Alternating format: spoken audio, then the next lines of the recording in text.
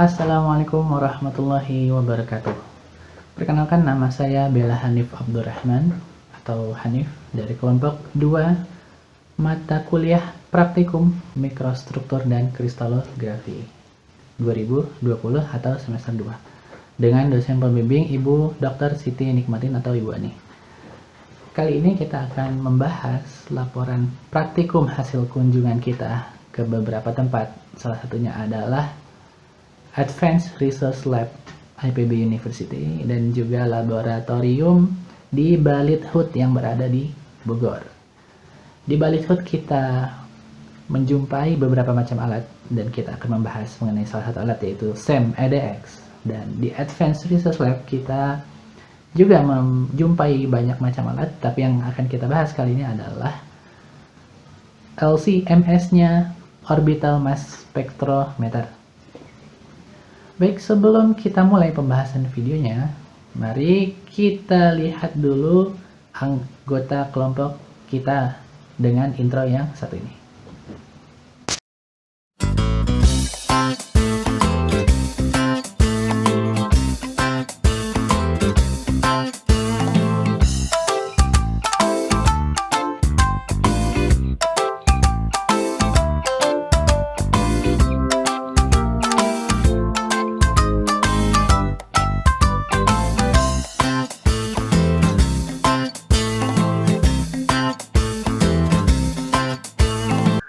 Alat pertama, SEM EDX, akan dibahas oleh Saudari Aprilianda dan Saudara Permono Adiputro.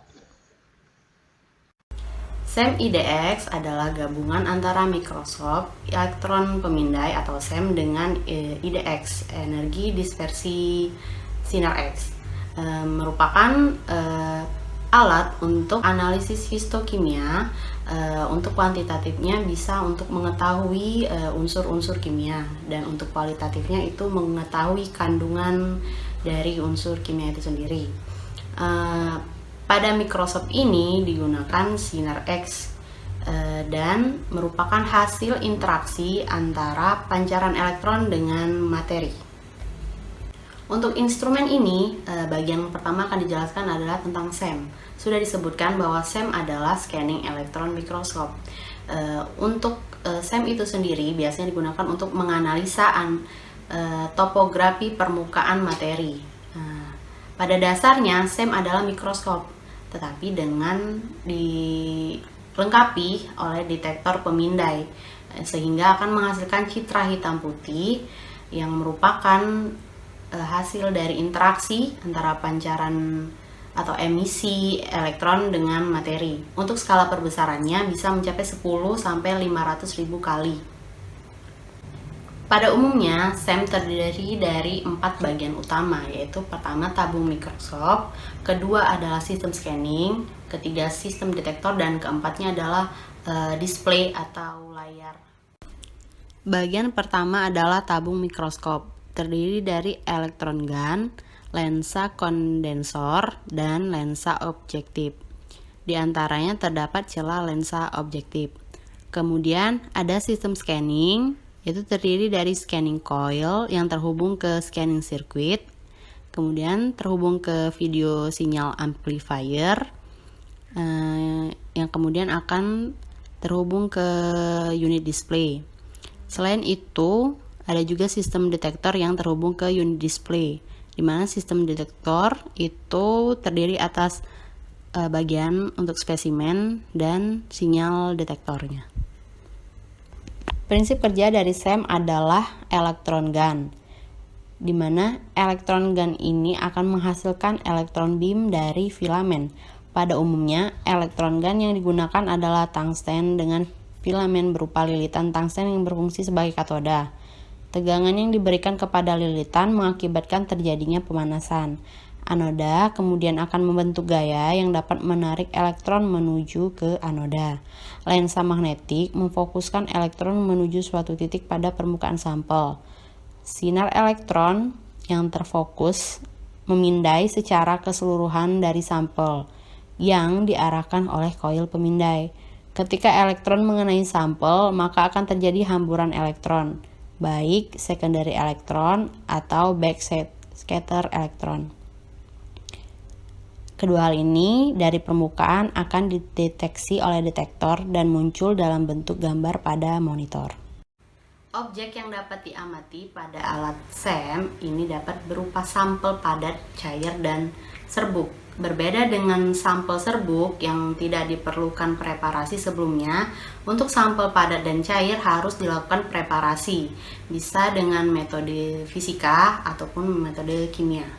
Baiklah, saat ini saya akan bahas terkait materi energi dispersif X-ray spektroskopi atau biasa kita sebut dengan EDS. Nah, EDS ini adalah perangkat tambahan untuk mengkarakterisasi mineral atau unsur yang ada pada sampel.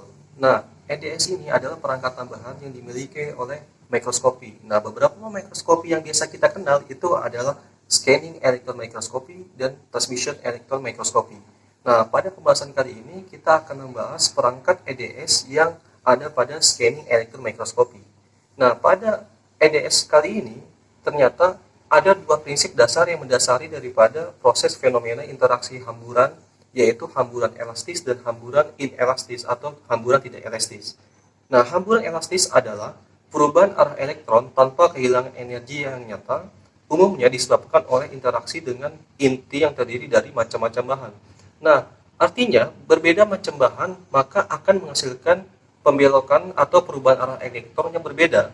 Nah, yang kedua adalah hamburan tidak elastis atau hamburan inelastis. Nah, ini adalah hilangnya energi tanpa ada perubahan arah yang nyata. Biasanya dihasilkan dari interaksi dengan elektron yang terikat maupun inti dalam atom. Nah, di sini yang kita ingin amati adalah hamburan elastis dan hamburan tidak elastis yang dimiliki oleh karakteristik EDS. Nah, ternyata dari hamburan elastis yang kita bisa ketahui adalah penentu utama daripada bentuk volume. Sedangkan untuk hamburan tidak elastis, yaitu yang kita ketahui adalah ukuran volume daripada interaksi elektron terhadap sampel. Selanjutnya adalah pengembangan secara kuantitatif analisis X-ray menggunakan wavelength dispersif X-ray spektroskopi yang dikembangkan oleh Newbery dan Ricci pada tahun 2012. Nah, di sini ketika kita ingin mengetahui faktor error, maka kita bisa mengetahui dengan faktor K atau K value, di mana intensitas spesimen itu sebanding dengan intensitas standar. Artinya, kita ingin membandingkan nilai standar dengan nilai yang ada pada sampel yang kita ketahui unsurnya. Nah, selanjutnya, ketika kita sudah mengetahui intensitasnya, baru kita membandingkan dengan konsentrasinya. Nah, di mana konsentrasi standar dengan konsentrasi yang ada pada sampel, nanti kita bandingkan untuk mengetahui berapa persentase daripada unsur yang kita inginkan. Nah, selanjutnya ketika kita sudah mengetahui beberapa parameter tersebut, kita akan mencari tahu nilai relatif errornya. Nah, relatif errornya itu bisa kita lihat pada slide berikutnya. Selanjutnya adalah prosedur analisis kuantitatif sampel menggunakan SEM EDS melibatkan beberapa langkah berikut. Yang pertama adalah menentukan masalah. Dengan kata lain, apa sebenarnya tujuan analisis, pengukuran gradien komposisi, atau hanya komposisi kimia sampel? Yang kedua adalah analisis kualitatif pada sampel untuk menentukan elemen yang berbeda dalam sampel. Yang ketiga, persiapan sampel. Sampel harus rata dan dipoles dengan ketebalan kurang dari 0,1 mikrometer. Ini tidak akan muncul jika di bawah mikroskop. Nah, sampel yang dipoles harus disimpan sebelum dianalisis di dalam lingkungan kering untuk mengurangi kontaminan yang terbentuk pada permukaan. Nah, selanjutnya adalah melakukan analisis kuantitatif dengan mengukur intensitas sinar X dari setiap elemen dalam sampel. Nah, yang terakhir adalah melakukan koreksi kuantitatif untuk menghasilkan konsentrasi numerik melalui perangkat lunak. Selanjutnya adalah beberapa aplikasi SEM EDS. Nah, di dalam slide ini telah diperlihatkan bahwa terdapat banyak sekali beberapa aplikasi SEM EDS, di mana beberapa aplikasi ini kita bisa melibatkan dalam beberapa bidang. Contoh daripada SEM cross-section image dan EDX analisis dari ferrosilikon dan aluminium coating. Hasil daripada penelitian Arianto et al. 2020. Nah, dari sini menunjukkan bahwa pada gambar hasil karakteristik SEM yang sudah di zoom in yang ditandai kotak merah menunjukkan bahwa Morfologi yang berwarna putih adalah partikel yang terbentuk. Nah, di sini kita melihat 4 spot daripada EDX yang kita amati. Nah, menunjukkan bahwa EDX pada 1, 2, dan 3 itu memiliki konsentrasi atau prosentasi unsur yang berbeda. Yang artinya bahwa ketika kita mengambil spot-spot tertentu, itu kita akan mengetahui bahwa unsur-unsur yang kita amati atau yang teridentifikasi memiliki konsentrasi atau presentasi yang berbeda. Berdasarkan pemaparan terkait EDS, kita dapat menyimpulkan bahwa EDS adalah perangkat yang dapat menunjang daripada mikroskopi. Salah satunya adalah SEM atau Scanning Electron Microscopy. Nah, di sini kita dapat mengetahui atau mengidentifikasi unsur-unsur terkait prosentase atau konsentrasi daripada unsur yang kita amati pada morfologi yang dimiliki oleh gambar SEM. Sekian dari kami. Wassalamualaikum warahmatullahi wabarakatuh. Alat kedua, LC-MS Spectrometer, akan dijelaskan oleh Saudara Bangkit dan Saudara Hanif. Kromatografi merupakan suatu teknik pemisahan molekul yang berdasarkan perbedaan pola pergerakan antara fase diam dan juga fase gerak untuk melakukan pemisahan komponen yang berupa molekul dalam sebuah larutan. Nah, molekul yang terlarut dalam fase gerak akan melalui dari kolom yang merupakan fase diam. Nah, molekul yang memiliki ikatan yang kuat dengan kolom akan memiliki pergerakan yang lebih lambat dibandingkan dengan molekul yang memiliki ikatan yang lebih lemah. Dengan ini, berbagai macam tipe molekul itu dapat dibedakan berdasarkan pergerakan pada kolom tersebut. Nah, setelah komponen ini terelusi dari kolom, kemudian dianalisis dengan detektor dan atau dikumpulkan untuk dianalisis lebih lanjutnya. Nah, elusi itu tuh apa? Elusi itu dalam kimia organik dan juga kimia analitik merupakan ekstraksi dari bahan tersebut dari bahan lainnya yang menggunakan cara pencucian dengan pelarut. Nah, liquid chromatografi ini metode yang sangat cocok untuk melakukan pemisahan ion atau molekul dalam suatu larutan. Nah, interaksinya di dalam kolom itu dikarenakan adanya perbedaan absorption atau penyerapan, kemudian adanya ion exchange atau pertukaran ion, dan juga adanya partitioning. Nah, partitioning ini merupakan perbedaan dari ukuran molekulnya. Nah, kemudian perbedaan ini itu membuat komponen terpisah satu sama lain. Kemudian dapat dilihat juga perbedaannya di mana lamanya waktu transit komponen tersebut melewati dari kolom tersebut. Nah, selanjutnya adalah mass spectrometry. Nah, mass spectrometry ini merupakan salah satu teknik analitik yang mengukur rasio antara massa dan juga muatan dari ion. Nah, hasilnya ini biasanya disajikan sebagai spektrum massa. Nah, kemudian ini tuh sebidang dengan intensitas sebagai fungsi dari rasio massa terhadap muatan. Nah, spektrum massa itu adalah sebuah plot intensitas versus rasio dari massa dengan muatan tersebut yang mewakili hasil analisis kimiawi. Orbit trap. Nah, instrumen orbit trap ini itu mirip seperti Fourier transform ion cyclotron resonance mass spectrometers. Nah, ion terperangkap secara elektrostatis dalam orbit di sekitar elektroda pusat berbentuk gelendong. Telah dijelaskan oleh Saudara Bangkit mengenai prinsip kerja liquid chromatografi dan mass spektroskopi, jadi kesimpulannya, LC-MS system merupakan penggabungan antara dua kemampuan alat, yaitu kemampuan LC dalam memisahkan komponen molekul-molekul dalam sebuah larutan, dan juga kemampuan analisis dari mass spektroskopi yang dapat mengidentifikasi komponen-komponen yang terdeteksi oleh detektor. Lalu, alat ini senang sekali digunakan oleh banyak bidang karena alat ini praktis dan cepat menghasilkan sampel identifikasi yang real time. Alat ini biasa digunakan oleh bidang, contohnya adalah kimia tentunya, terus ada bioteknologi, biofisika, farmasi, terus kosmetik, dan banyak bidang-bidang lainnya. Karena fungsi utama dari alat ini adalah mengidentifikasi sebuah material dalam larutan.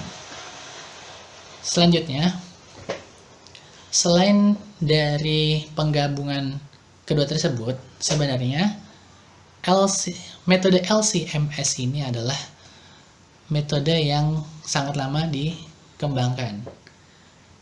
Dan untuk menggabungkan kedua prinsip yang tadinya berbeda antara LC dan MS, kita membutuhkan sebuah interface. Jadi, dalam satu set alat thermosaintifik ini, dalam satu set alat thermosaintifik X-active orbital ini, ada 3 macam kompartemen. Yang pertama adalah Akor Ultra High Performance Liquid Chromatography. Jadi satu buah bagian itu adalah bagian dari LC sendiri. Lalu di bagian lainnya kita akan melihat seperti sebuah moncong, seperti sebuah besi. Itu fungsinya sebagai interface. Jadi ada yang dinamakan IPI. Nah, terus ketika dimasukkan dari LC menuju API dan akan diteruskan kepada mass spektroskopi untuk dideteksi oleh detektor. Dia akan menggunakan namanya orbit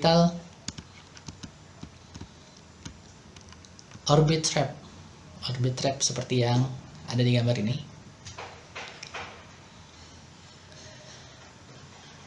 Jadi hasil dari LC-MS ini berupa sebuah kurva yang akan mengidentifikasi apa saja yang terdapat dalam material tersebut. Jadi kesimpulannya adalah alat ini sangat praktis, sangat mudah sekali digunakan bagi para peneliti, ilmuwan, atau orang yang ingin mengidentifikasi sebuah material yang terkandung dalam suatu larutan, seperti itu. Nah, untuk teknisnya sendiri, kita dapat membaca dari manual dan dapat melakukan terlebih dahulu pelatihan seperti itu ke Advanced Research Lab untuk diajarkan cara menggunakan alatnya. Karena di dalamnya tidak hanya perhitungan rumus kimia untuk membuat sebuah larutan, tapi juga ada pengalaman mengolah software yang dibutuhkan. Dan juga alat itu karena sangat mahal, karena performanya sangat bagus, alatnya sangat mahal, dan juga memerlukan perawatan khusus dan jangan sampai salah menangani. Yang kita dapat informasi dari lab Advanced Research Lab, ternyata alat itu terus-terusan nyala selama 24 jam sehari, dinyalakan terus. Kenapa? Karena untuk persiapan running sebuah sampel dibutuhkan waktu 2 hari untuk memproses alat tersebut. Oke, gitu saja dari kelompok 2. Semoga bermanfaat ilmunya. Saya mewakili teman-teman, mewakili Aprilianda, Permono, dan Bangkit. Mohon undur diri. Assalamualaikum warahmatullahi wabarakatuh.